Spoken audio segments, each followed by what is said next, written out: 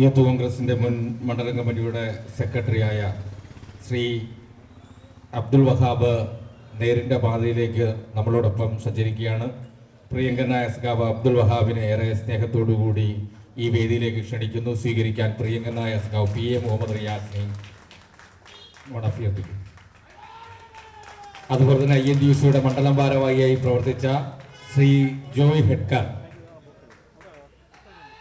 INTUCയുടെ മണ്ഡലം പ്രസിഡന്റായി പ്രവർത്തിച്ച ജോയ് ഹെഡ്കർ, യൂത്ത് കോൺഗ്രസിന്റെ മുൻ മണ്ഡലം ഭാരവാഹിയായിരുന്ന ശ്രീ ഷമ്മാസ്, സഖാവ് ഷമ്മാസ്, ഷർഷാദ്, INTUCയുടെ മണ്ഡലം ഭാരവാഹിയായി പ്രവർത്തിച്ച അഷറഫ്, സഖാവ് അഷറഫ്,